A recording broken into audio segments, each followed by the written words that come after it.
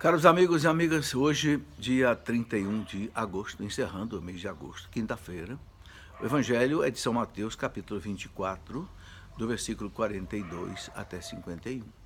Você está percebendo que nós estamos percorrendo o Evangelho de São Mateus. Aqui a gente está colocando, dia após dia, trechos do Evangelho de São Mateus para a reflexão do Evangelho. Bem, nesse evangelho de hoje, capítulo 24 de São Mateus, do versículos 42 a 51, Jesus começa a falar, né, exatamente do final dos tempos. Né? Haverá uma transformação do mundo. O mundo não vai acabar. Né? O mundo será transformado, diz o catecismo da igreja. Haverá novos céus e nova terra. Não sabemos como será isso. Mas Jesus fala da volta dele. Então ele começa dizendo aqui nesse evangelho que para nós ficarmos atentos. Porque ninguém sabe quando ele virá, ele diz. E ninguém sabe mesmo. Ele diz que nem ele sabia, nem os anjos de Deus sabiam. Por isso a igreja não quer que ninguém fique marcando aí o dia da volta de Cristo, porque ninguém sabe. Muitos tentaram fazer isso, erraram. Não é? Bem, ele diz que ele virá assim como um ladrão. Não na maldade do ladrão, mas na surpresa do ladrão. Ele disse, se o dono da casa soubesse, o dia que o ladrão vem, ele ficaria acordado, né?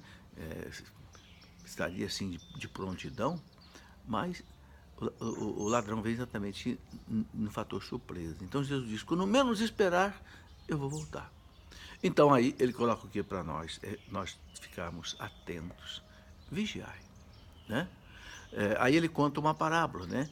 Que um patrão ia viajar, então ele chamou lá o seu encarregado lá e deixou tomando conta lá dos seus servos. Né?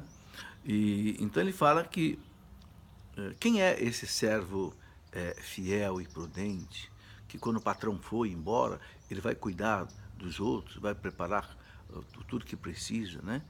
Então ele diz que quando ele voltar, esse servo será premiado. Né?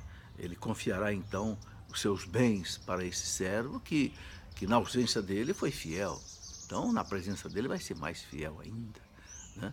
Mas aquele servo mau, que ele diz, que se ao invés de cuidar bem dos outros, quando o patrão viajou, se ele ficasse maltratando os outros, ficar bebendo, jogando, etc., achando que o patrão vai demorar para voltar e não vai voltar, ele diz que quando o patrão vier, esse servo será castigado. Né? E Jesus usa aquela expressão ali num lugar que haverá choro e ranger de dentes. Né? Ou seja, é a pessoa que vai viver sem Deus na eternidade. Bem, meus irmãos, a mensagem do Evangelho é muito clara. Nós vivemos, né, com prudência, vivemos com justiça, né, vigiando e orando. Né, para não cair em tentação, como Jesus disse para os discípulos lá, né, no Horto das Oliveiras. Então, vigiar e orar. Estar atento. Né, não se descuidar. Não viver no pecado. Se cometer um pecado grave, vai imediatamente se confessar com o sacerdote, não deixa para depois. Né? Não deixa para depois. A gente não pode conviver com o pecado mortal na alma, porque a gente só perde a presença de Deus na nossa alma, isso é dogma de fé. Que se nós estamos em estado de graça, Deus está na nossa alma. Nós somos templo do Espírito Santo e, consequentemente, templo de toda a Santíssima Trindade. Porque Deus é indivisível.